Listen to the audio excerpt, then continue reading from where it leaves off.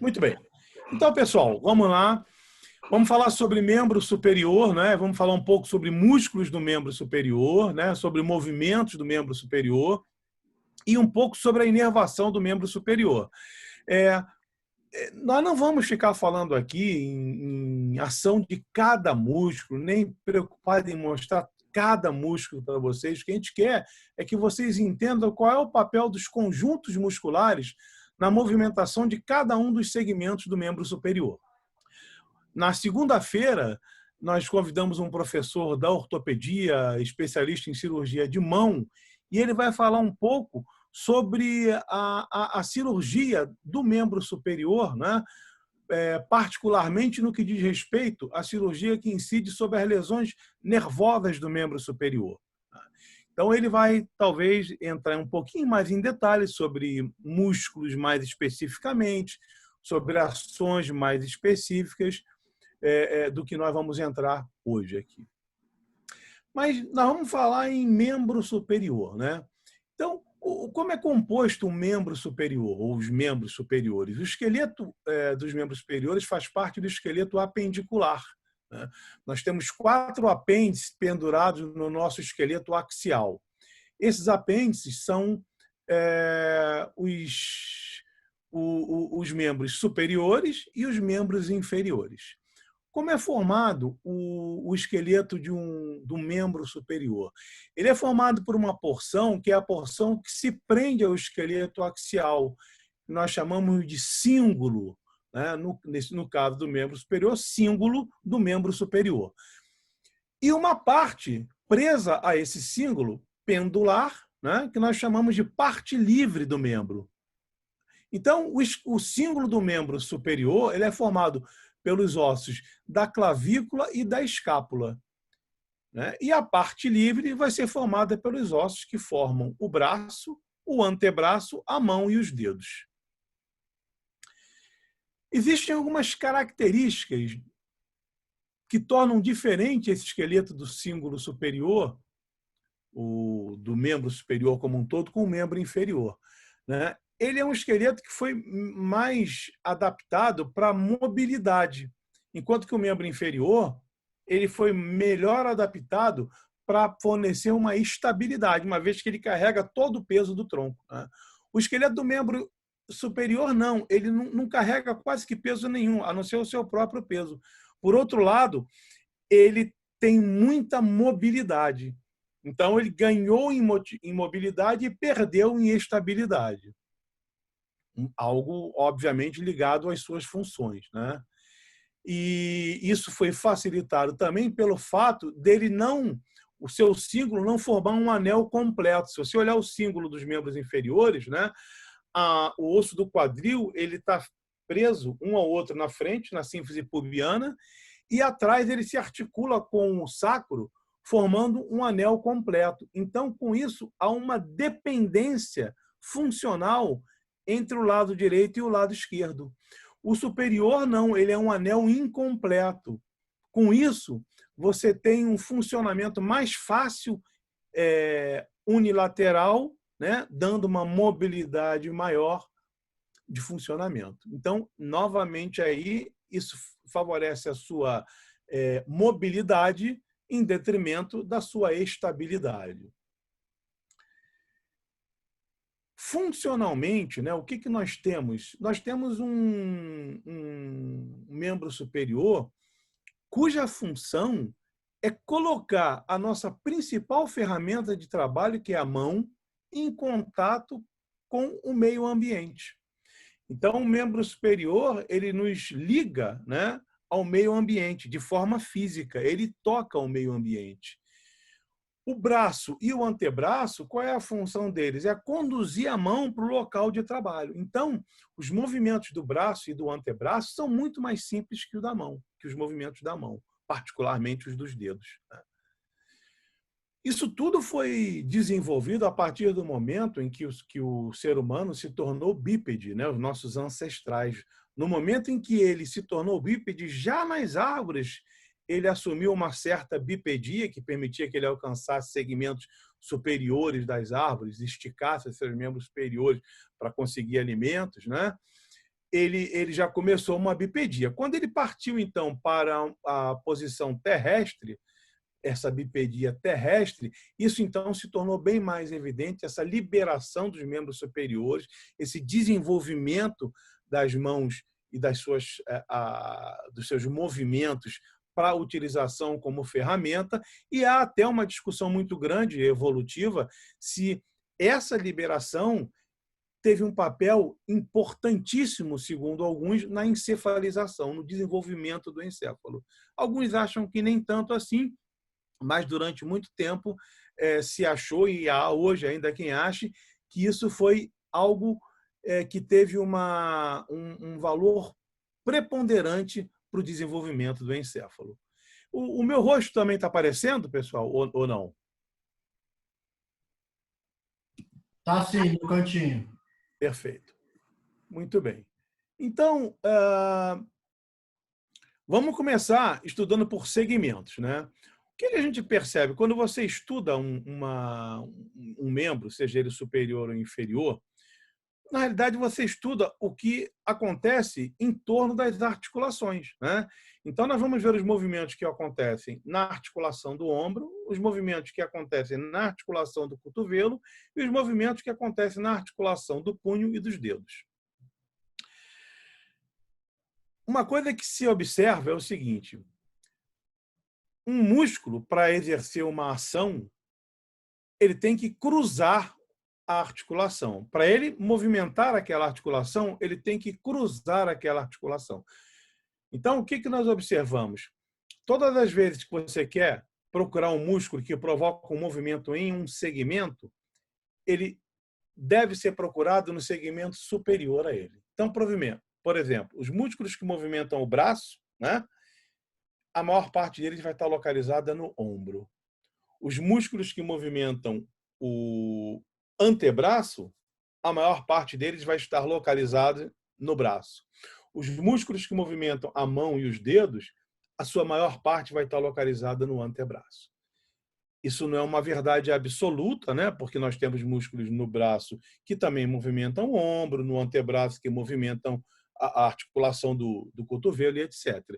Mas é uma verdade bem importante. Você vai achar a maior parte desses músculos sempre no segmento superior. Então, vamos começar estudando os músculos que atuam sobre a articulação do ombro, né? O que nós vamos ver? Os movimentos da articulação do ombro, para entender como os músculos atuam, a divisão entre o que nós chamamos de músculos extrínsecos e músculos intrínsecos do ombro, né? E quais são os músculos, então, que atuam na articulação do ombro. Novamente travou aqui. Bom, aqui embaixo deve funcionar. Ok. Quais são os movimentos que acontecem na articulação do ombro? Nós temos, basicamente, 3 grupos de movimento. Nós temos um movimento, como está mostrado aqui, onde essa posição aqui, que essa modelo está, é a chamada posição anatômica, né? Na posição anatômica, nós estamos em posição supina, nós estamos olhando em direção ao horizonte, com os membros superiores estendidos ao lado do corpo, com a palma da mão voltada anteriormente. Tá? Nessa posição, quando você afasta o membro superior do corpo, você está executando o movimento de abdução. Quando você reaproxima esse membro superior da parte do lado do corpo, você está realizando o movimento de adução. Então, vejam aqui, na abdução você afasta, na adução você aproxima. Aqui, eu tenho exemplificado aqui embaixo um outro tipo de movimento que acontece. Você está aqui na posição anatômica, se você orienta o braço, desloca o braço anteriormente, você está fazendo a flexão dessa articulação do ombro. Se você afasta o braço posteriormente, você está fazendo a extensão nessa articulação do ombro. E se você desloca a parte anterior do braço medialmente, você está fazendo a rotação medial. Se você desloca a parte anterior do braço lateralmente, você está fazendo a rotação lateral. Então, se você roda nesse sentido aqui da seta, é a rotação medial, nesse sentido aqui é a rotação lateral. Vamos ver muito escrito em alguns livros a rotação lateral chamada de rotação externa e a rotação medial chamada de rotação interna. Aqui nesse lado da figura estão mostradas várias articulações, as várias articulações que existem no ombro, como aqui a articulação entre a acrômio e a clavícula, acrômio clavicular, como aqui a articulação aqui, ó, entre o externo e a clavícula, externo clavicular, são articulações do ombro, né? Até isso aqui, ó, que não há uma articulação anatômica propriamente, mas a escápula se movimenta aqui em relação ao gradil costal, na chamada articulação, é uma articulação fisiológica, articulação escápulo-torácica. Mas a articulação importante mesmo é essa aqui, ó. É a articulação entre a cabeça do húmero e a cavidade glenoidal da escápula. É a articulação gleno-humeral, que os anatomistas chamam de articulação do ombro. Então, quando nós falamos em articulação do ombro, nós estamos nos referindo a essa articulação gleno-humeral, que faz todo esse conjunto de movimentos aqui, né? A se notar aqui, ó, o pequeno tamanho da cavidade glenoidal e o grande tamanho da cabeça do húmero que roda aqui. O que desfavorece a estabilidade da articulação, mas favorece muito a amplitude de movimentos. Muito bem. Nós dividimos os músculos que atuam nessa articulação provocando esses movimentos em dois grupos. Os músculos extrínsecos da articulação e os músculos intrínsecos. O que é um músculo extrínseco? É um músculo que pode estar partindo da cabeça para o braço ou para o cíngulo, que pode estar partindo do tórax para o cíngulo, que pode estar partindo, nós não estamos vendo aqui, mas posteriormente, do abdômen para o cíngulo, né? Então, são músculos que vão em direção ao cíngulo ou ao braço, tá? E provocam movimento nessa articulação.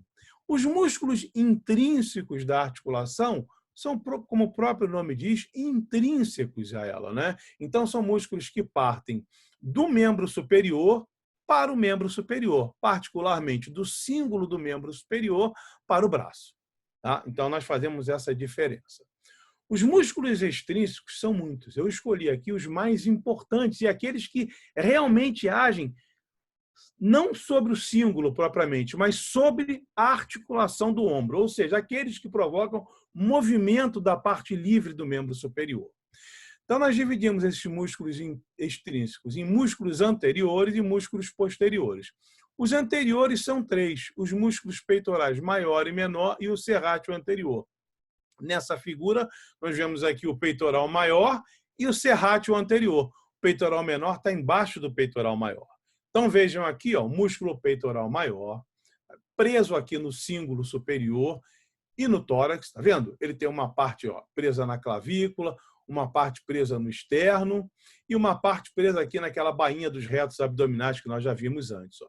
Todas essas partes vão se dirigir para um ponto único, vão se unir e vão formar um tendão único que vai se inserir aqui na crista, ó, do tubérculo maior do húmero.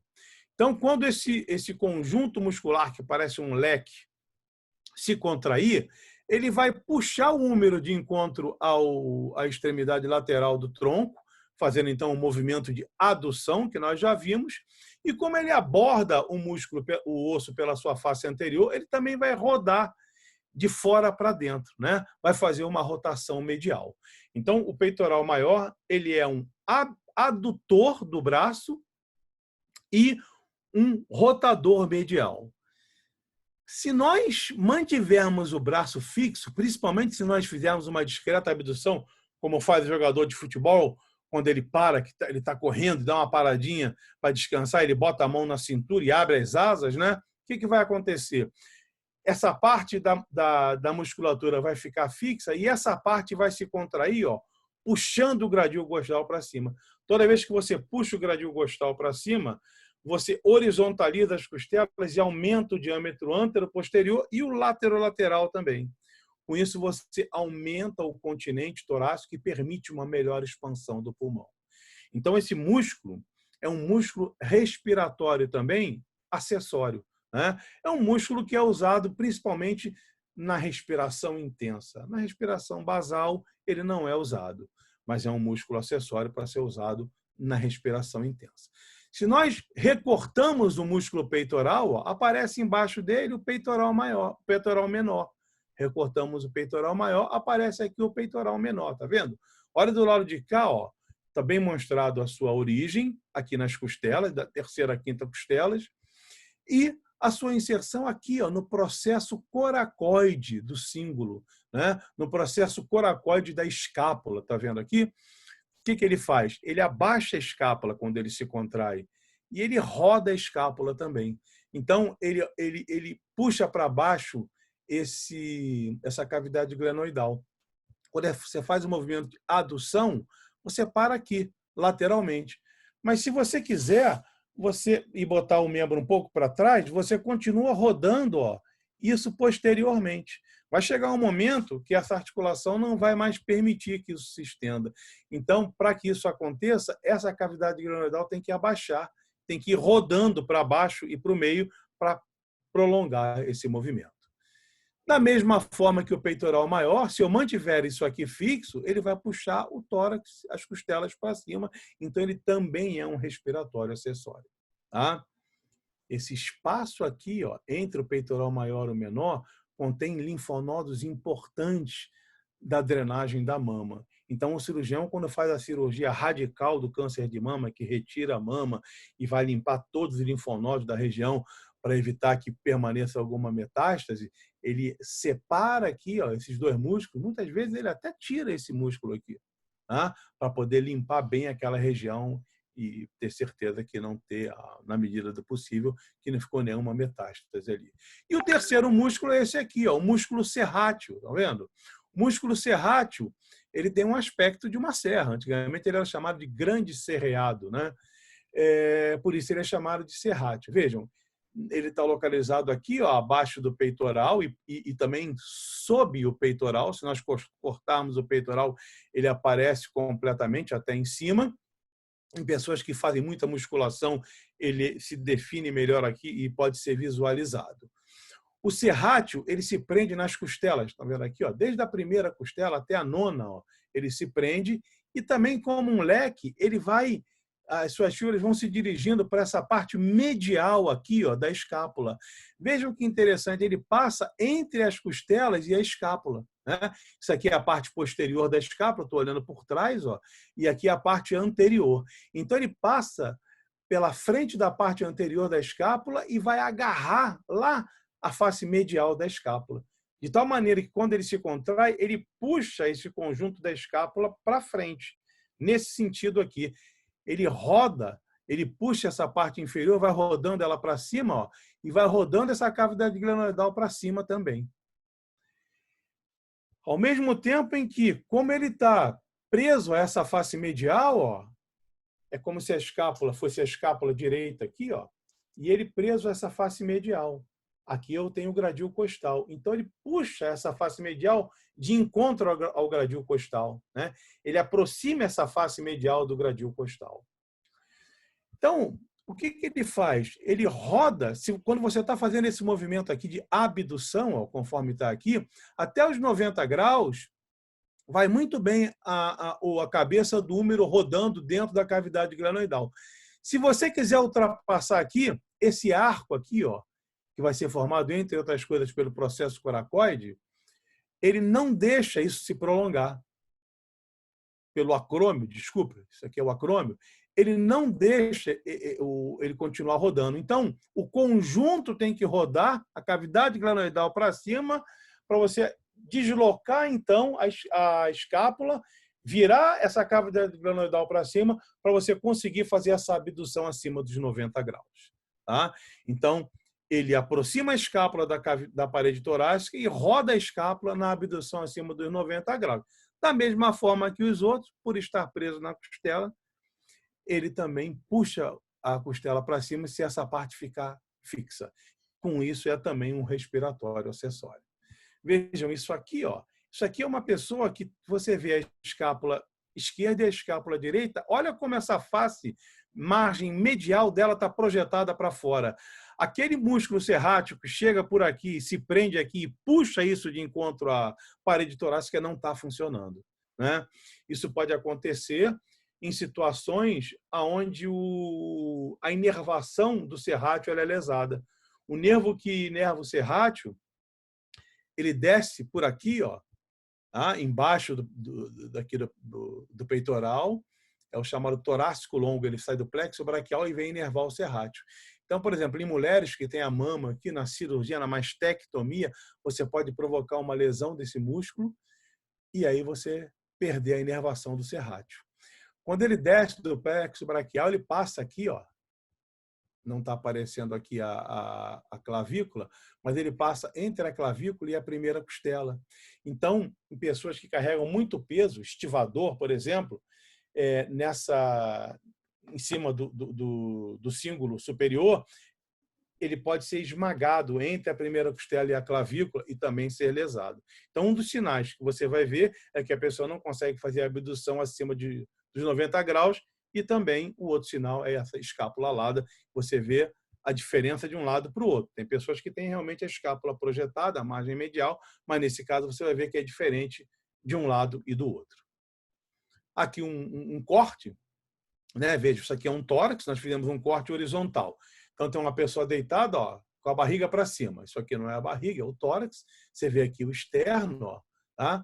Você vê aqui os pulmões, né? Tá vendo aqui, ó, a coluna vertebral, olha uma vértebra aqui, ó, o corpo da vértebra, processo espinhoso. Você está vendo aqui várias costelas cortadas, tá vendo? Ó? E aqui na parte posterior, ó, você vê a escápula de um lado e do outro. Ó. Tá? Então você vê aqui, ó, aqui está a margem medial da escápula.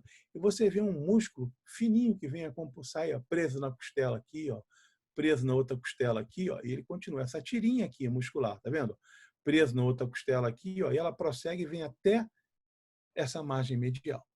Então, quando ele se contrai, ele vai realmente puxar essa margem medial, ó, de encontro à costela. Se ele parar de se contrair, isso vai se projetar posteriormente. Ok? Quais são os músculos extrínsecos posteriores? Basicamente são dois. Um, que é o serrátil, que vai produzir a ação no cíngulo propriamente, tá? Não no membro superior, não na parte livre. E o outro, esse sim vai produzir na parte livre, é o músculo chamado latíssimo do dorso, né? Eu até botei aqui o nome grande dorsal em homenagem ao professor Sampaio, porque ele sempre reclama, mas o professor Luciano, eu sei que também prefere chamar de grande dorsal, que era a forma como nós aprendemos, né? Mas isso depois mudou, então ele é chamado de latíssimo do dorso. O trapézio é um músculo que se estende desde aqui, ó, do occipital, passando aqui pelos processos espinhosos de todas as vértebras cervicais e torácicas, e daqui suas fibras se dirigem em direção ao ombro, em direção à clavícula, ao acrômio e à espinha da escápula. Então, ele se prende, está vendo aqui, ó, na espinha da escápula, aqui o acrômio, que é aquela projeção lateral da espinha da escápula, e não está aparecendo lá na frente a clavícula. E ele tem, então, 3 porções. Uma porção que desce em direção ao ombro, que é a porção descendente, uma porção que tem um trajeto horizontal ou transverso em direção ao ombro, a porção transversa, e uma porção que sobe, né, em direção ao ombro, que é a porção ascendente. A porção descendente, obviamente, pela direção da fibra, vai puxar o ombro para cima, a porção horizontal puxa ele para trás, nesse movimento que você aproxima uma escápula da outra, e a porção inferior, menos importante, puxa a escápula para baixo, isso a própria gravidade faz, basta você relaxar a musculatura superior. Né? Então, a ação desse músculo é principalmente elevar o ombro e aproximar as escápulas na linha média. Quando você tem lesão do trapézio, você tem uma queda do ombro. Tá? Ele é inervado pelo 11º par craniano. Quando você tem lesão do 11º par, você tem uma queda do ombro. Tá? É um músculo muito fininho, né? Um músculo, quando você olhar na prática, você vai ver que é um músculo muito fininho e fica entre a cabeça e o ombro, né? Nesse espaço aqui. Toda vez que você afasta muito a cabeça do ombro, por exemplo, se você dormir com um travesseiro muito, muito alto, você estica essa parte descendente dele e você pode lesar esse músculo. Então, é muito comum pessoas que estão sempre com torcicolo por causa da lesão desse músculo e a consequente contratura, né? Então, você aconselha essas pessoas a fazer exercícios de fortalecimento dessa musculatura, né? Exercícios que você faça flexão, aquele levantamento anterior, tudo isso você exercita, fortalece essa musculatura, que é a única forma de você lidar com isso e, obviamente, evitar dormir com o travesseiro muito alto. O outro é o grande dorsal, vejam aqui, ó, você vê o grande dorsal é o vício das pessoas antigas, é o latíssimo do dorso, é um músculo bem largo, né? Um músculo que tem uma origem que se estende desde os processos espinhosos das vértebras torácicas mais inferiores, as 6 últimas vértebras torácicas, a aponeurose lombar, até a crista ilíaca, ó, ele e as últimas costelas, ele se prende nessas estruturas e daqui ele vai se dirigindo para o membro superior, né? Vai se prender no húmero na sua parte anterior. Então, da mesma forma que o peitoral maior, ele vai puxar o húmero para próximo do tronco e vai rodar o húmero medialmente também. É o latíssimo do dorso. E também, como ele vai de trás para frente, né? Ele puxa o húmero um pouco para trás, no sentido da extensão. Então, ele faz extensão, rotação medial e, principalmente, adução do braço. Essa figura aqui, né, aquele crucifixo na ginástica olímpica, ilustra muito bem a ação desses dois músculos, tanto o peitoral quanto o latíssimo do dorso.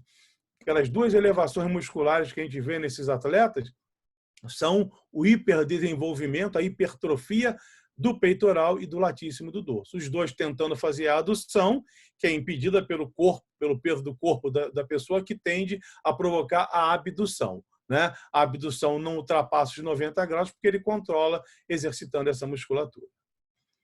Esses, então, foram os músculos extrínsecos, né? Quais são os músculos intrínsecos? Como eu disse, são aqueles que partem do cíngulo superior para o braço.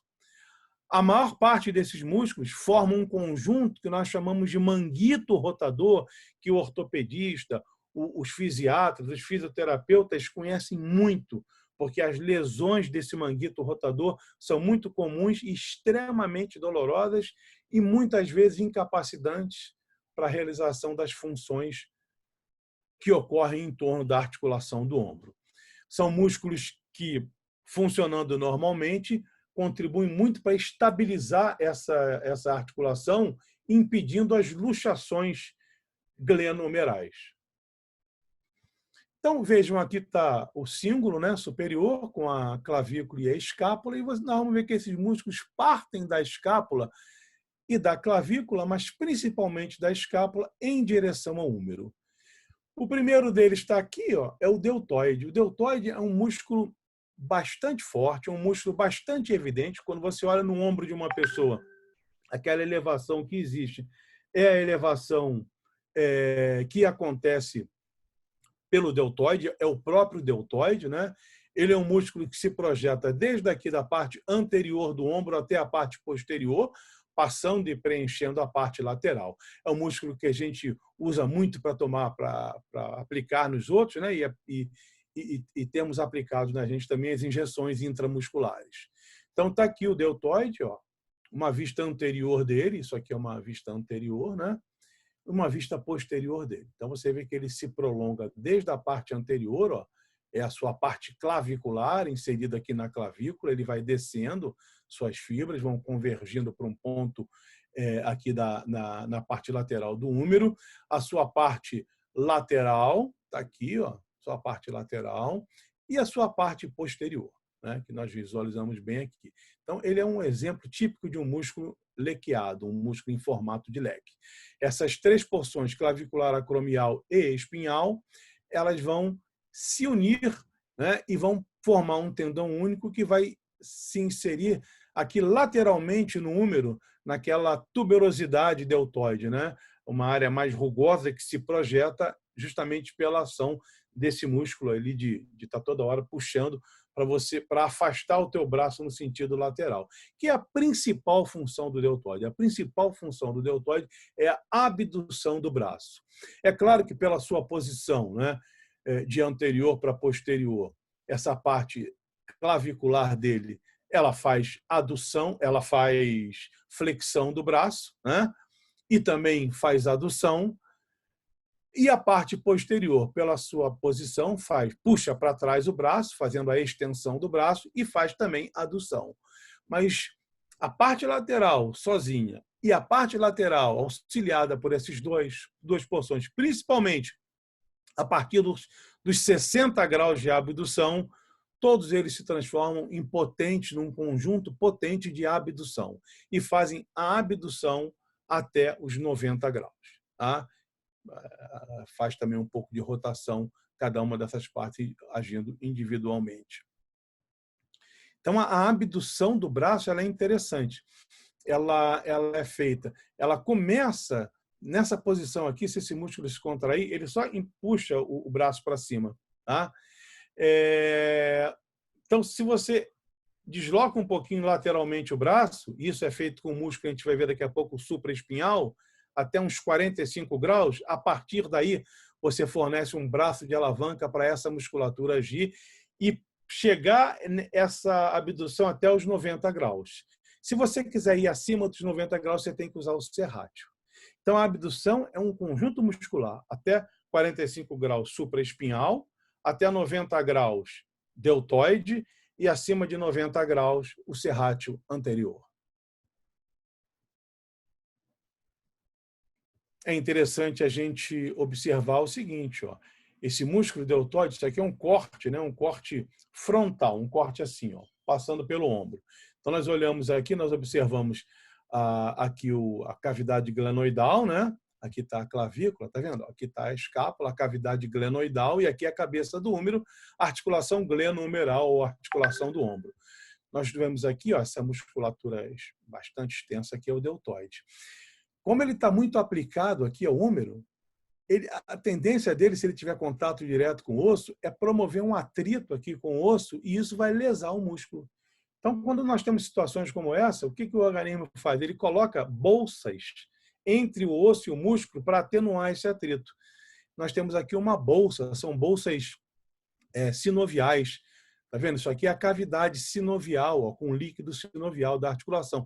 Essa bolsa é uma extensão dela. Tá vendo? Então, é uma bolsa que tem líquido sinovial aqui e, com isso, você atenua esse impacto, né? Da mesma forma, aqui em cima, ó, nós estamos vendo aqui o músculo supraespinhal, ele passa embaixo do acrômio, tá vendo? Nós temos uma bolsa subacromial, também para atenuar um impacto aqui e impedir o atrito. Acontece que, às vezes, esse atrito ele acontece com muita força e a própria bolsa é lesada. E você promove um processo inflamatório da bolsa, né? A bolsa em latim é bursa. Então, a inflamação, que nós usamos sempre o it, né? É a bursite. Então, nós temos a bursite deltoide, a bursite subacromial, todo esse conjunto aqui se torna inflamado nos quadros que você tem de lesão dessa articulação. Isso é extremamente doloroso. Com isso, você vai diminuindo a movimentação nessa região justamente para não sentir dor. Cada vez isso vai fazendo com que a tua movimentação fique mais reduzida.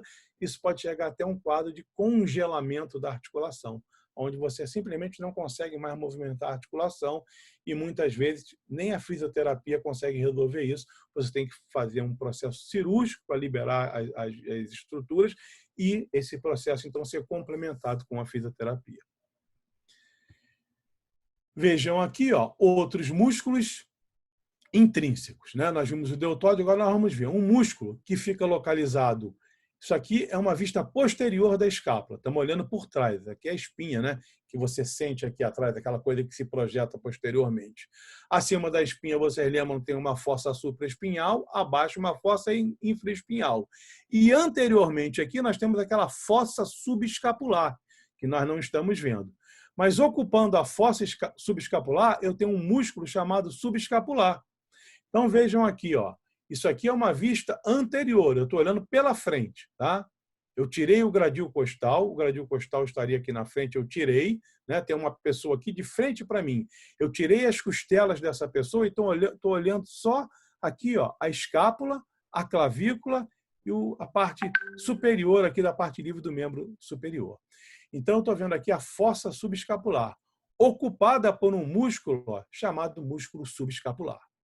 E aqui, inferiormente, eu vejo um músculo que sai da parte inferior aqui da escápula e vem para o húmero também. Então, o músculo subescapular e esse músculo que eu chamo de redondo menor, eles saem aqui dessa parte anterior e vão alcançar a parte anterior aqui do húmero. Ok? Então, eles saem e vêm alcançar a parte anterior do húmero. O que eles fazem quando eles se contraem? Obviamente, uma coisa é aproximar o húmero do braço. Então, eles são adutores do braço. E a outra coisa, se ele puxa aqui na frente, ele também pode rodar medialmente. Então, eles são rotadores mediais. Eles fazem rotação medial e adução do húmero. Subescapular e o redondo menor. Agora eu vejo dois músculos aqui, um que ocupa essa fossa supraespinhal e outra fossa infraespinhal. São os músculos supraespinhal e infraespinhal. Tá? Esses músculos, o que eles fazem? Eles também vêm aqui em direção ao húmero, se prendem no húmero. Tá? O supraespinhal passando aqui por cima e o infraespinhal passando aqui por baixo. Ok? Obviamente que eles vão fazer, o que eles vão provocar aqui? Eles vão provocar uma rotação só que lateral, porque eles abordam, é como se o subescapular e o infraespinhal, o subescapular e o redondo maior, eles abordam o húmero pela frente, e esse infraespinhal e o redondo menor abordam por trás. Tá? Então, o que eles fazem? Eles rodam assim. Os que são posteriores rodam lateralmente e os que são anteriores rodam medialmente. Eu fiz talvez uma confusão aqui, vou até voltar para desfazer. Esse aqui é o subescapular, esse aqui é o redondo maior. Agora eu vou olhar por trás e eu tenho o supraespinhal, o infraespinhal e um outro redondo, só que é o redondo menor. Tá? Então, o infraespinhal e o redondo menor provocam a rotação lateral, enquanto que os anteriores provocam a rotação medial. O supraespinhal, conforme eu falei para vocês, quando eu falei em abdução, tá vendo? Ele puxa aqui e provoca um pouco de abdução. Tá? Então vejam aqui pela sua posição, que ele não vai rodar, mas ele vai puxar isso aqui para cima. Então ele faz aquela abdução inicial. Tá? Vejam que o redondo, o supraespinhal, o infraespinhal, o redondo menor, e aqui está mostrado o subescapular, estão vendo? Esse subescapular aqui, todos eles vão se dirigir a uma região em torno da cabeça do húmero ali, e vão formar um conjunto de inserções. Esse conjunto de inserções que rodeia aqui a cabeça do húmero é chamada, recebe o nome de manguito rotador. Então, ele é formado pelos músculos que fazem a rotação, né, aqui do húmero e compõe em torno dele aqui o manguito rotador. Então, manguito rotador é o conjunto formado pelos músculos subescapular, que vocês estão vendo aqui, subescapular, supraespinhal, nós estamos vendo aqui, né, o tendão dele principalmente, e uma parte aqui, o infraespinhal e o redondo menor. Tá? Esses são os músculos que compõem o manguito rotador. Eles formam um manguito em torno aqui dessa articulação. Aqui a gente vê melhor, tá vendo? Manguito rotador. Se todos eles agem em conjunto, né? Se um puxa para rodar o húmero para cá, o outro puxa para rodar o húmero para cá, ele nem vai rodar medialmente nem lateralmente. O que vai acontecer com o húmero? Ele vai ser puxado de encontro ao braço. Então, a cabeça do húmero vai ser puxada de encontro à cavidade glenoidal. Com isso, eles estabilizam essa articulação. Eles são estabilizadores dessa articulação. Como são músculos muito delgados, não é incomum você ter lesão desses músculos, né? E então as lesões do manguito rotador são muito frequentes, tá? Essas lesões, isso aqui é uma ressonância mostrando, ó, um corte também frontal, você vê aqui a cabeça do húmero, aqui a cavidade glenoidal, aqui a escápula. Você vê uma fibrose aqui, ó, da articulação do ombro, né? A cápsula articular está aparecendo aqui fibrosada. Aqui você já tem uma lesão parcial, ó, do tendão do músculo supraespinhal. Então, se você considerar que a bolsa está aqui, ó, uma bolsa está aqui, a outra bolsa está aqui, tudo isso começa a se inflamar e daqui a pouco a gente tem um quadro doloroso aqui e esse quadro doloroso vai fazendo com que você cada vez se movimente menos. Às vezes, quando o supraespinhal está lesado, ele não consegue mais iniciar a abdução. Então, o que a pessoa faz? Ela vira assim para o lado, para a própria gravidade deslocar um pouco o braço e aí ela consegue, então, fazer a abdução. Mas tem hora que nem isso ela vai conseguir fazer e você pode caminhar para o ombro congelado, que é uma patologia que acaba sendo necessária ser tratada cirurgicamente. Então, uma progressão daquela lesão ali que tinha uma ruptura parcial pode ser a lesão total aqui do supraespinhal, que vai ter que ser tratado cirurgicamente com a rafia do músculo. Tá? Muito bem. Então, isso que nós vimos foram os músculos do ombro, os extrínsecos e os intrínsecos. Vamos ver agora o segmento inferior, os músculos do braço. Vamos entender que o braço ele é dividido em o braço, o antebraço e a mão. Agora fica mais fácil da gente dividir, né? O braço ele vai ser dividido pelo osso em dois compartimentos, um compartimento anterior ao osso e um compartimento posterior ao osso. E essa divisão é real, né? Ela é anatômica. E as lesões que acontecem no interior dessa articulação, desses compartimentos expansivas, podem provocar o que nós chamamos de síndromes do compartimento, ou síndromes compartimentais. Vamos ver quais são os músculos em cada um dos compartimentos e qual o papel desses músculos na articulação do cotovelo, principalmente, mas também na articulação do ombro. Então, vejam aqui, isso aqui é um corte transversal. Eu peguei um braço e fiz um corte horizontal, transversal, um corte assim, né? E eu vejo aqui, ó, a parte posterior do corte e aqui a parte anterior do corte. Então, eu vejo aqui, ó, o compartimento posterior e aqui o compartimento anterior. Vejam a estratigrafia do braço, aproveitando aqui, ó. Eu tenho a pele, embaixo da pele a tela subcutânea. Depois eu tenho uma fáscia, que eu chamo de fáscia muscular, que antigamente se chamava de fáscia profunda. Veja que ela envelopa completamente essa musculatura, ó, como se você pegasse aqui em cima dos músculos, colocasse uma meia comprida aqui, né? E ela contém os músculos. A contenção elástica que ela fornece é importante para potencializar a ação dos músculos, impedindo que eles se projetem anterior, posterior, lateral ou medialmente. E vejam aqui no meio, depois então os músculos, né? E aqui, mais internamente, o osso. Vejam que dessa fáscia muscular se projetam aqui, ó, feixes faciais em direção ao osso, tá vendo? E esses feixes faciais que vão separar, isolar completamente, ó, um compartimento posterior de um compartimento anterior, ó, tá vendo? Então, tudo que acontece no interior de cada um desses compartimentos aqui é isolado. Se eu tenho uma lesão, por exemplo, a um vaso aqui e começa a sangrar aqui dentro, o sangue vai ficar confinado aqui e não vai ter por onde sair.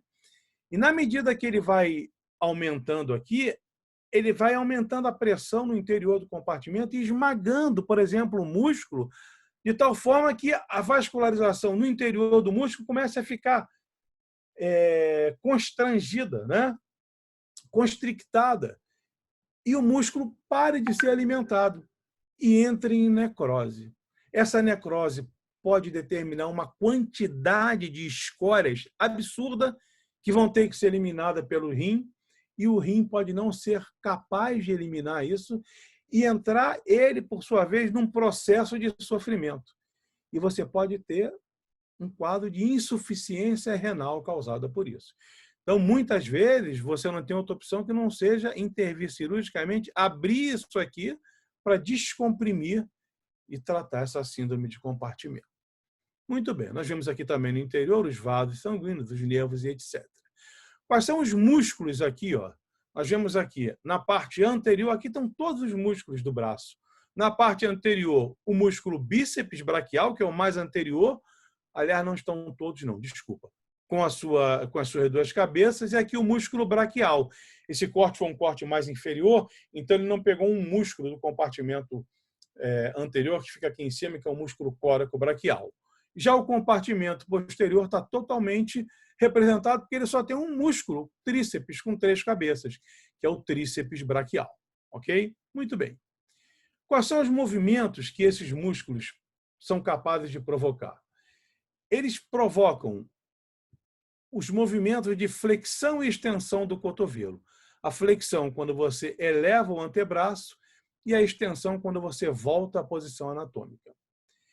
Eles provocam os movimentos de supinação e pronação. O que é a supinação? A supinação é um movimento onde você coloca a palma da mão para cima, como está mostrado aqui. Ó.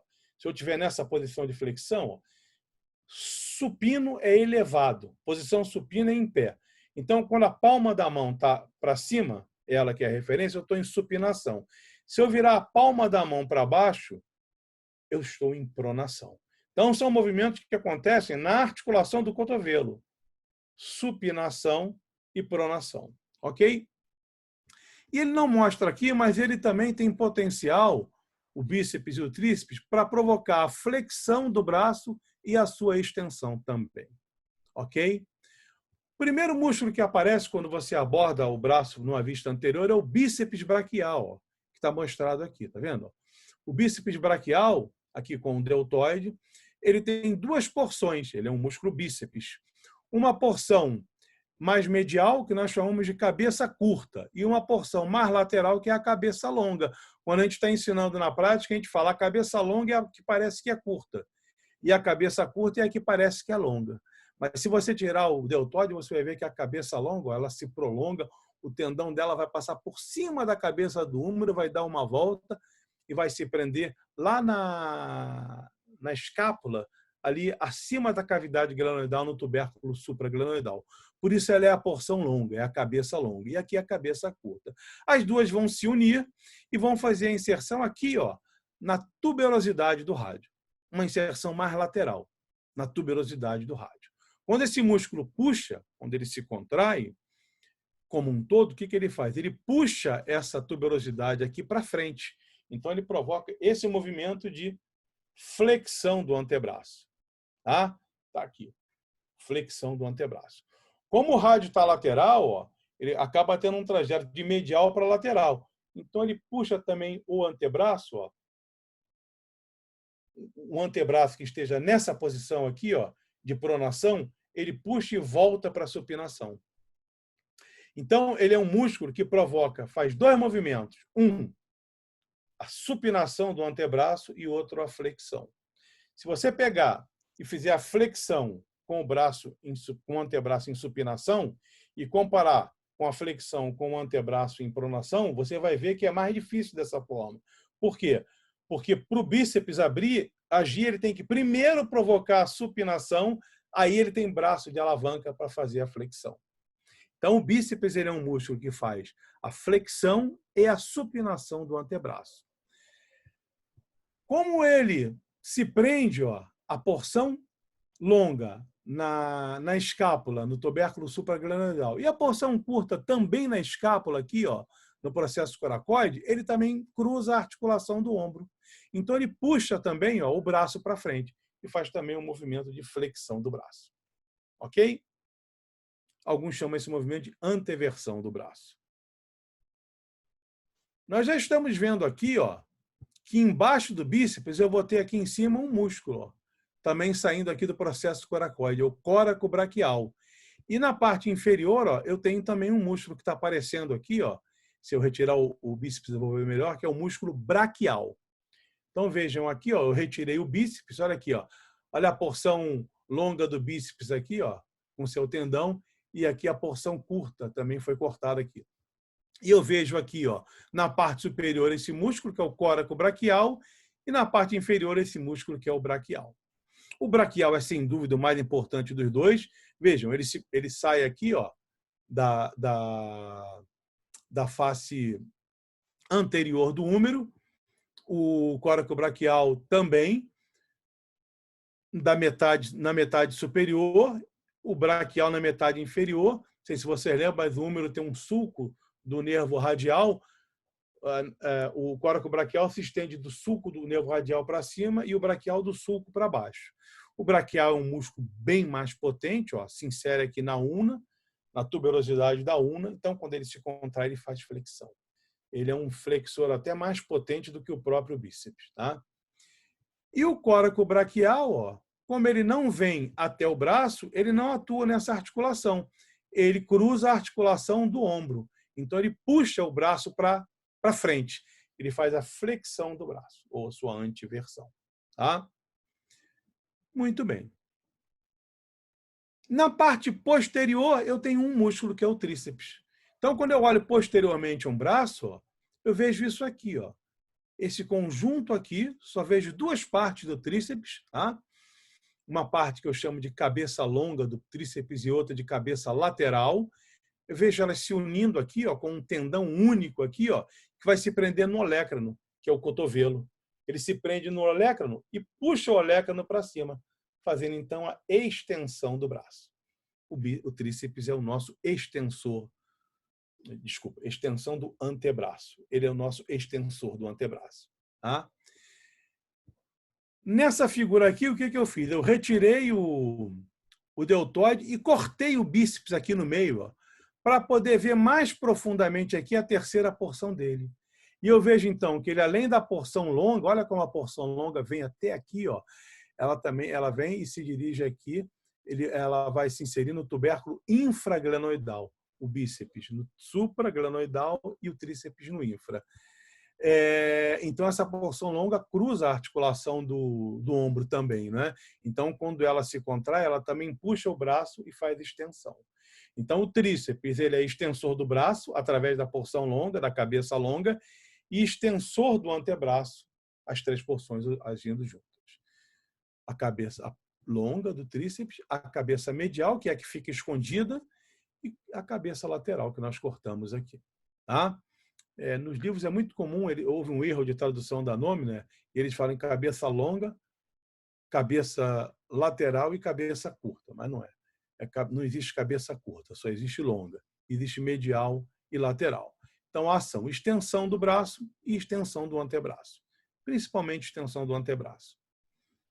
Tenho aqui ainda, ó, embaixo, um pequeno músculo aqui chamado de ancônio, um músculo menos importante, que é também um extensor do antebraço.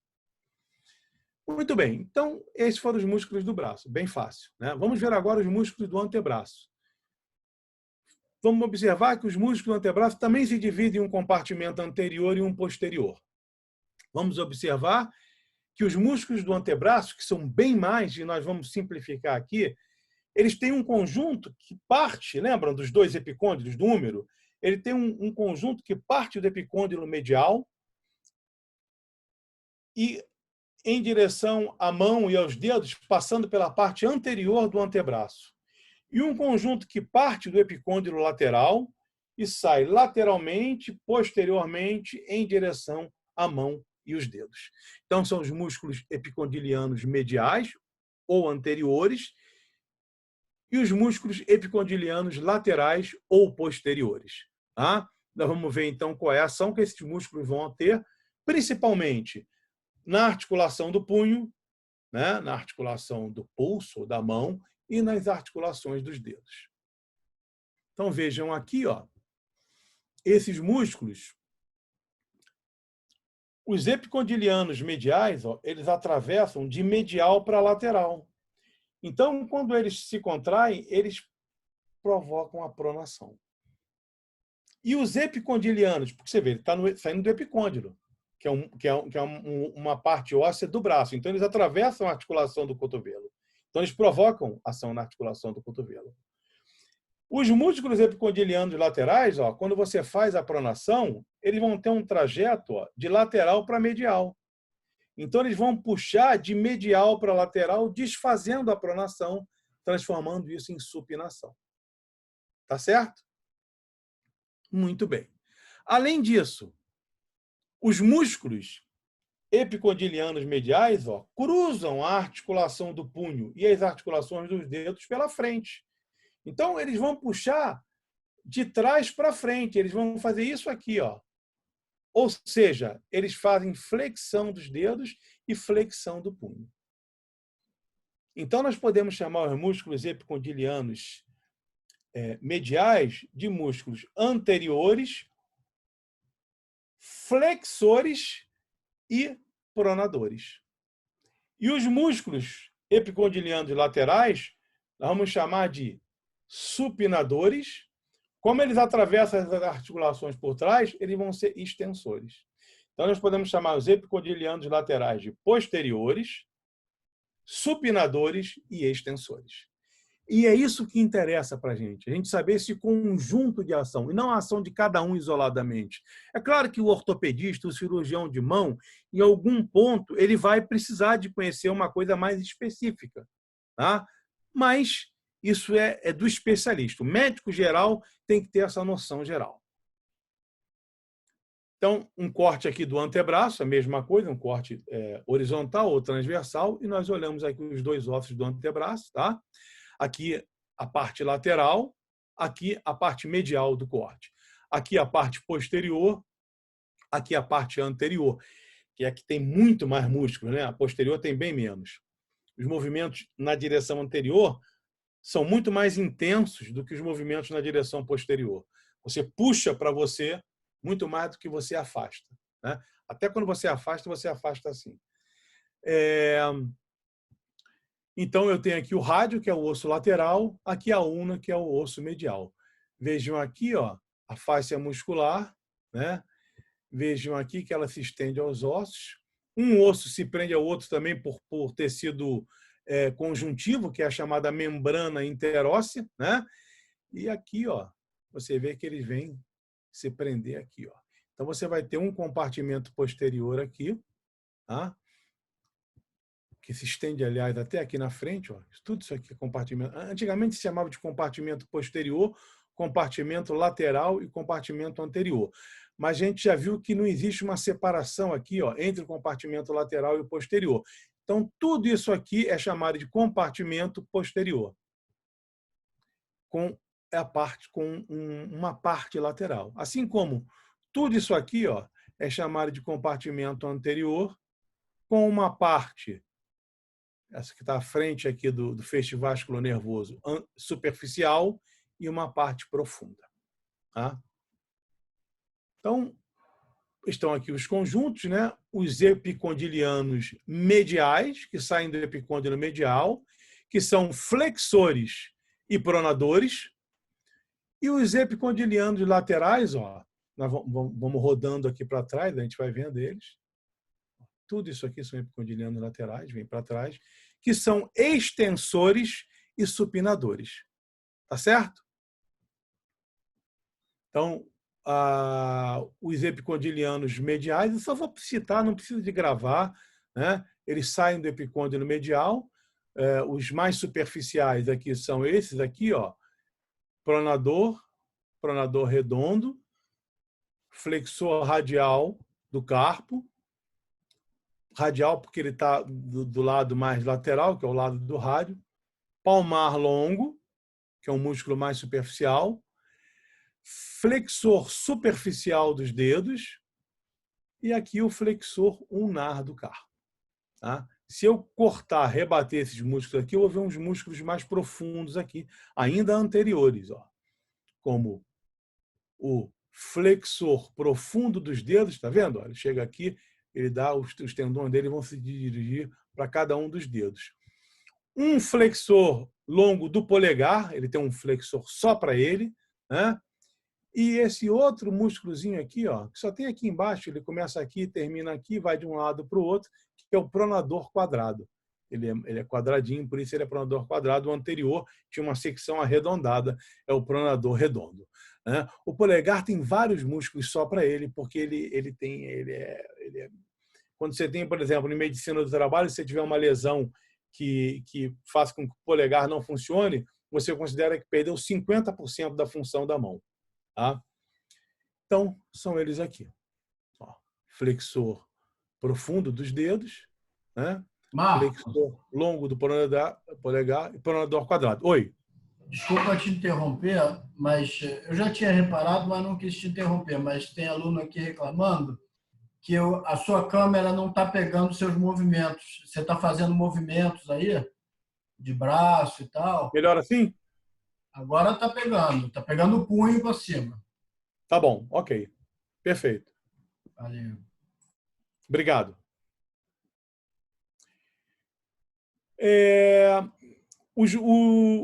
A parte posterior, os músculos epicondilianos laterais, a gente começa a contar aqui do epicôndilo lateral, né? Você vem aqui, nós vimos agora os anteriores aqui.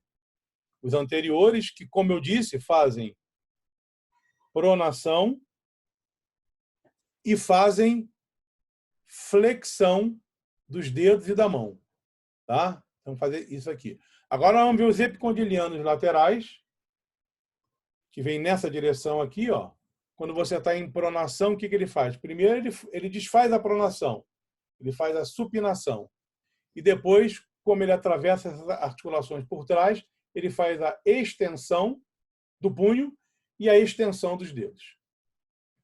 Então, nós começamos a olhar esses músculos. Se você olhar aqui, principalmente quem tem uma boa musculatura, você vai ver que você tem uma massa aqui e uma outra massa medial. Tá? Né? Uma massa lateral e uma outra massa medial. Os epicondilianos laterais, eles se distribuem de lateral para posterior. Então, nós começamos a olhá-los posteriormente, lateralmente, e vamos continuando, seguindo posteriormente. É o que nós estamos vendo aqui. Nós estamos vendo uma vista lateral. Ó. Então, os primeiros estão aqui. Ó. São os 3 laterais. Ó. Só lembrando aqui, ó, é a parte anterior, ó, com o bíceps. Lembra que embaixo do bíceps vinha o braquial. Tá? Aí, logo aqui embaixo do braquial, mais inferiormente, tem o primeiro dos músculos laterais, que é o bráquio radial. Ele sai do braço, né? E vem até aqui, a região do rádio. E logo depois dele, mais inferiormente a ele, eu tenho 2 músculos, né? Agora eles são extensores, né? Então, são os extensores radiais, porque eles estão aqui do lado do rádio. Extensor um mais longo, que é o extensor radial longo do carpo, e um mais curto, que é o extensor radial curto do carpo. Aí eu vou agora, ó, rodando posteriormente, tá? Então, rodando posteriormente, ó, eu vou ver, então, esses outros músculos aqui. Ó. O extensor longo, aliás, não. Na frente eu tenho flexor superficial e flexor profundo, né? Atrás eu só vou ter um extensor. Então eu tenho aqui, ó, o extensor dos dedos. Tá vendo? Ele vem e vai dar tendões para os 3 dedos aqui do meio. Ó, tá? É o extensor dos dedos. Tem um extensor separado para o dedo mínimo. Aqui, ó. Vendo? Um extensorzinho que vem aqui separadamente para o dedo mínimo. É o extensor do mínimo. E aqui um outro extensor, já agora do lado mais medial, né?